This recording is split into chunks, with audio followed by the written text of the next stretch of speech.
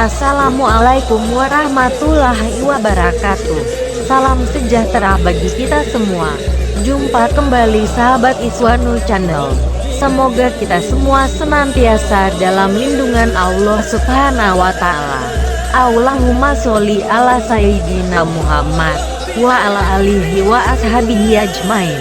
Baiklah, sahabat Iswanu, perjumpaan kali ini marilah kita dengarkan tausiah dari kiai kita, Profesor Dr.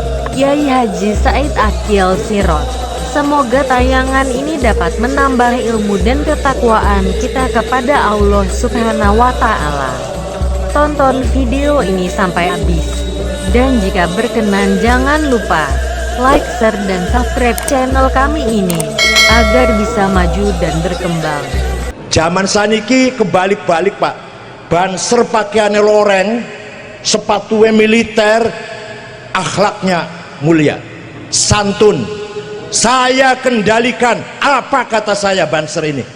Tapi sing nganggo kelambi gamis, kopiah putih, galak, sweeping, nggo pentung Allahu Akbar. Nganggone kelambi koko, gamis, kopiahnya putih, ngawone pentung. Banser pakaian loreng. Kalau kata saya diam, diam. Kalau kata saya jangan, nggak akan apa-apa ini, nggak akan berlaku apa-apa. Kalau kata saya bergerak, nah itu baru bergerak ya. Wanita orang ini. Dah. Jadi Nabi Muhammad wafat meninggalkan apa tadi? Sunnahnya. Maka kita dinamakan ahlus sunnah. Yes. Durung wal jamaah durung. Ya Allah, durung. Satu lagi, Nabi Muhammad wafat meninggalkan para sahabat, murid-muridnya, kader-kadernya, murid-muridnya, namanya sahabat. Nah, semua sahabat, seluruh sahabat, jamaatus sahabah, semua sahabat membawa kebenaran, membawa yang diwarisi dari Rasul. Semua sahabat, Abu Bakar, Umar, Uthman, Ali, Sa'ad, Sa'id, Tolha, Zubair, Abdul bin Auf, Amir bin Jarrah, Abu Darda, Sa'id Al-Khudri, Abu Hurairah, semua membawa bi ayyihim iqtadaitum. Teruskan. Bi iqtadaitum, dengan siapa kamu ikut salah satu dari sahabat, di situ ada hidayah, di situ ada. Nah, ini bedanya kita dengan Syiah. Ini bedanya.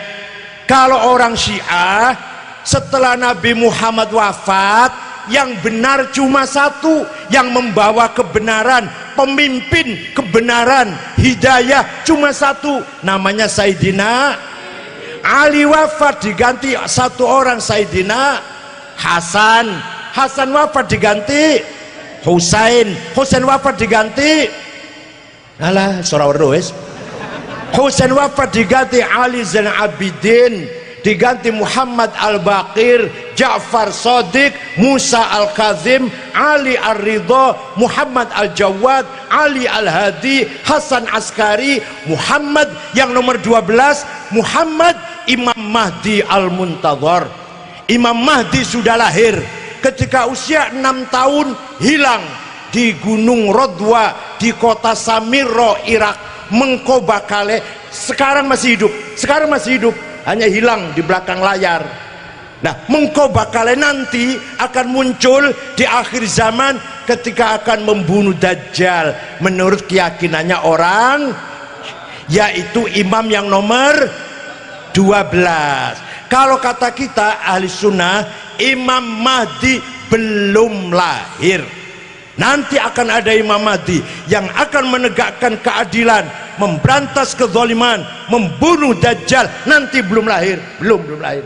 Kalau orang Syiah sudah, yaitu imam nomor. Makanya kalau kata orang Syiah, setelah Nabi Muhammad wafat, yang membawa suara hidayah, petunjuk, kebenaran adalah satu orang, Sayyidina Ali. Tapi menurut Ahlussunnah wal Jamaah, menurut kita yang membawa kebenaran setelah Nabi Muhammad adalah jama'atus sahabah. Maka madhab kita dinamakan ahli sunnah. Paham ora iki? Nah aku semuli masih paham ora? Kalau saya udah pulang masih bisa nyeritakan nggak kayak ini nih? Kita berpegang teguh dengan sunnatul rasul, qauliyah, fi'liyah, takririyah, namanya ahli sunnah.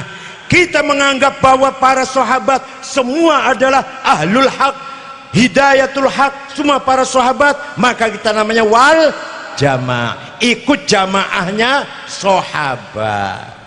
Wes, paham? Setelah jamaah sahabat sudah wafat semua, ora ono saiki, sahabat sudah tidak ada. Terus ikut siapa ini? Ikut siapa? Sahabat sudah nggak ada. Yang membawa hidayatul haq, kalimatul haq, sautul haq, suara kebenaran, pengen bener ini ikut siapa ini? Nah, Al-Quran menjawab. Sing jawab Al-Quran jadi sampean. Sing jawab waliya'lamal ladzina utul ilma annahul haqqu mir rabbik fayu'minu bihi fatukhbita lahu qulubuhum wa innallaha lahadil ladzina amanu ila siratim mustaqim. Ayat berapa, surat apa, cari sendiri. Kaenaken banget saya tunjukkan ayat nomor sekian, surat ini artinya begini, kaenaken. Cari di Quran pasti ada itu. Ayat berapa, surat apa, golek ono dewe. Apa bunyinya tadi? Waliya'lamal ladzina utul ilma. Ayo, waliya'lamal ladzina utul ilma annahul haqqu mir rabbik. Al-haqqu mir rabbik, kebenaran dari Allah, dari Tuhan. Siapa yang tahu? Alladzina utul, para ulama. Paham betul?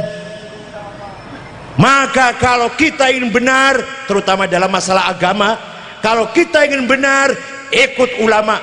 Kalau kita ingin mendapatkan hidayatul haq, petunjuk jalan yang benar, ikut. Karena Al-Quran mengatakan yang membawa annahul haqqu mir rabbik, kebenaran dari Tuhanmu adalah alladzina utul ilma, para. Ya paham Pak? Yakin boten dengan NU? Yakin enggak? Buktikan. Nah sekarang buktikan, jangan cuma ngomong. Jangan cuma ngomong kalau kita ingin benar harus ikut ulama. Apa buktinya? Nah ini buktinya Pak. Kata Imam Syafi'i, siapa? Siapa Syafi'i itu? Sing dodol baso nangal-nalu ini. Imam Syafi'i itu namanya Abu Abdullah Muhammad bin Idris bin Abbas bin Uthman bin Syafi' bin Musayyab bin Ubaid bin Abdul Yazid bin Abdul Muttalib. Hafal? Lahir di kota Ghazah, Palestina tahun 150, wafat di Mesir, Kairo, di daerah Fustat namanya, tahun 204. Jadi usianya berapa? Ayo, usianya berapa? Lahir tahun 150, wafat 204, jadi usianya 54. Masih tua saya 62. Imam Syafi'i termasuk usianya pendek, tapi manfaat hidupnya, berkah hidupnya. Bapaknya Gus Dur, Kiai Wahid Hashim, usianya 39. Jasanya besar sekali, menjadi anggota panitia persiapan kemerdekaan Indonesia. Soekarno, Hatta, Agus Salim, Wahid Hashim, Kahan Muzakir, Muhammad Yamin, Abi Kusno, Laimena, Maramis. Wafatnya umur 39. Jadi ada orang usianya pendek tapi jembar, usianya pendek tapi manfaat. Ono maneh ada lagi orang usianya panjang tapi sempit, nggak ono manfaatnya kecuali pilkada suara satu lumayan, nambahi suara satu pilkada. Ayo milih dia, ayo milih dia, ayo milih dia, ayo. Usia pendek tapi berkah, usia panjang ora ono manfaate, milih mana?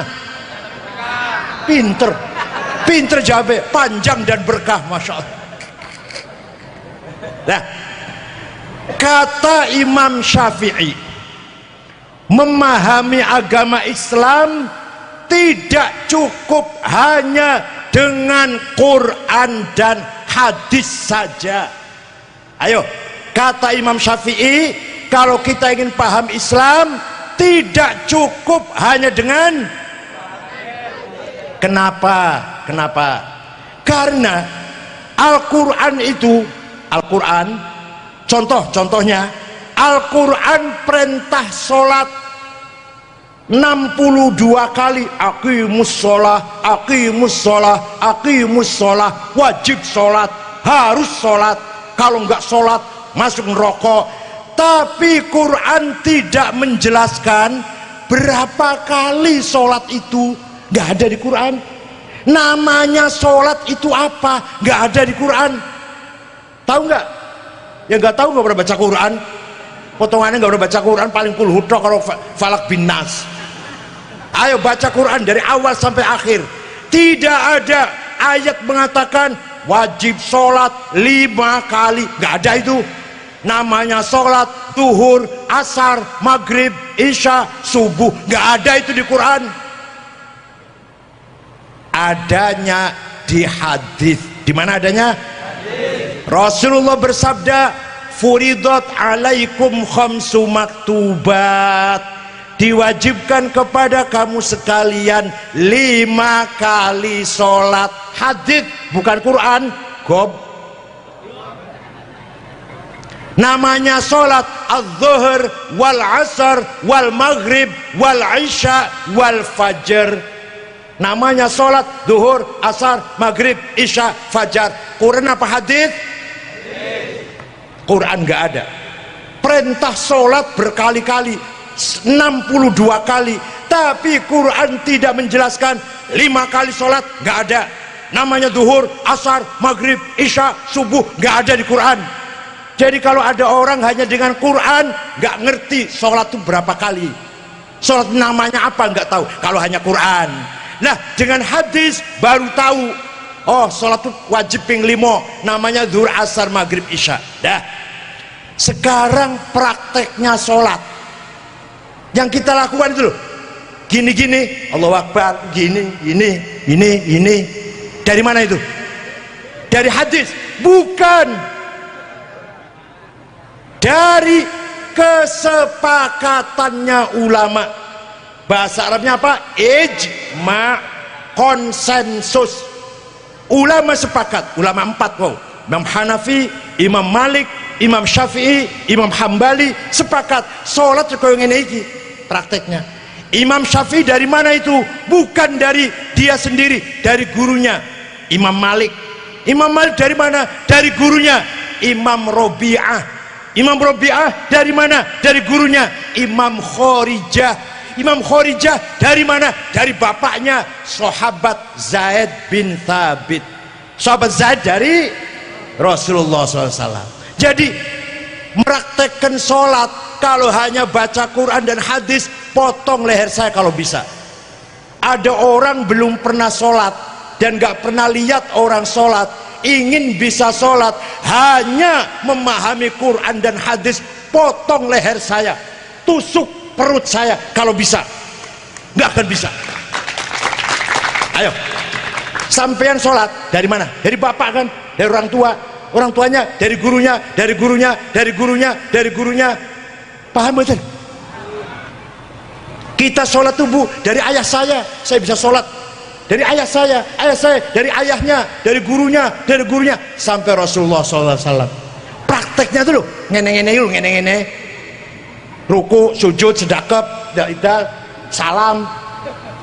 Itu mempraktekkan sholat, bukan dari Quran, bukan dari hadis, dari jawab, dari ijma'ul ulama. Ayo, ijma'ul ulama. Dah, maka kalau nggak ada ijma', kita nggak bisa sholat.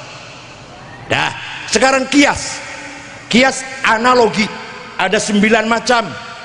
Kias aulawi, burhani, mantiki, istiqra'i, tamthili, ikna'i, syi'ri, khitobi. Walah, paham ora iki? Biasa ngajine mek wajibe adus iltiqaul khitanan wa illam yunzila. Wajib adus nalikane ketemu 2 sunatan walaupun orang muncrat ngajine bola balik kutok. Kias, contoh kias aulawi. Kias apa? Contohnya nih, Quran melarang kita bentak-bentak ayah dan ibu. Wala taqul lahuma uffi wala tanharhuma. Kamu jangan bentak-bentak, jangan ngomong kasar kepada ayah dan ibu, dosa besar. Kalau nempeleng, dosa enggak? Enggak, jangan ketawa, serius. Kalau kamu nempeleng ayah ibu, dosa enggak? Dasarnya mana? Qurannya enggak ada Qurannya. Enggak, ayo dasar hukumnya apa? Di Qurannya tidak ada jangan nempeleng ayah ibu, enggak ada. Harus pakai kias. Namanya kias, sudah lali, masya Allah, udah lupa. Namanya kias aulawi. Kias apa? Kalau bentak saja dosa, kalau ngomong kasar saja haram, lebih-lebih nempeleng. Itu kata-kata lebih-lebih namanya kias. Kias apa? Alhamdulillah paham.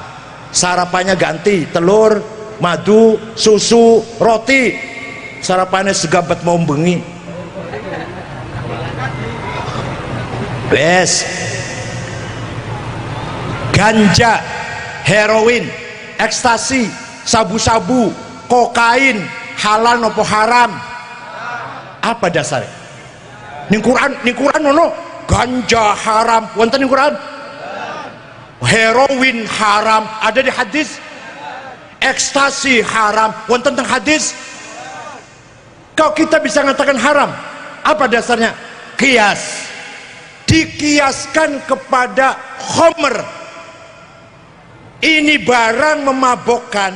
Kalau memabokkan berarti podo karo khomer. Di Quran ada hukumnya, maka ini barang haram. Hadza muskir wa kullu muskirin khamrun wal khamru haramun fahadza haram. Namanya kias burhani. Kias apa? Burhani. Dah 2 aja lah. Kias ada 9, 2 saja blenger wis. Jadi tanpa kias kita bisa tahu nggak hukumnya nempeleng orang tua? Nggak tahu dasar hukumnya. Ya pasti nggak boleh, pasti. Orang tua tempeleng boleh nggak? Ya nggak boleh, jelas. Ayo hukumnya, dasarnya. Ganja yakin haram. Ayo dasarnya. Open hadis ono, open Quran ono. Ganja haram. Ada di Quran? Kias. Jadi kalau ada orang nggak mau pakai kias, ya setengah pinter. Pinternya setengah. Ono wong pidato khutbah, kita tidak usah ikut Syafi'i, cukup Quran dan hadis saja. Wonten mboten ngomong kanten nang Lampung wonten? Ada? Enggak diturunkan? Goblok sampean. Penakut banget sampean. Turunkan orang pidato kayak gitu. Kalau ada khutbah pidato, turunkan dari mimbar. Merusak Islam itu kalau orang ngomong kayak gitu. Cukup dengan Quran dan hadis. Sini saya tanya. Hadis yang paling hebat hadisnya siapa? Imam Bukhari. Hadisnya sahih semua. Udah cukup Quran hadis Bukhari saja. Nggak udah ikut Syafi'i. Saya setuju. Hadis yang paling hebat hadis Imam Bukhari. Tapi ente tahu tidak? Imam Bukhari itu muridnya Imam Syafi'i. Goblok.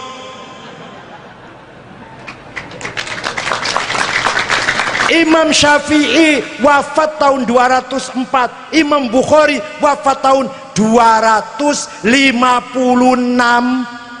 Ya sudah, hadisnya Abu Dawud. Abu Dawud itu muridnya Imam Ali bin Hasan. Ali bin Hasan muridnya Syafi'i. Ya udah, hadis Turmudi, rawahu Turmudi. Turmudi itu muridnya Imam Ishaq bin Rohawe. Ishaq bin Rohawe muridnya Syafi'i. Kini diladeni podo gobloge nama nya orang diladeni. Jadi kalau di tulang bawang ada orang ceramah, orang khutbah mengatakan cukup Quran dan hadis, tidak usah taklid Syafi'i, tarik turun dari mimbar, berani nggak?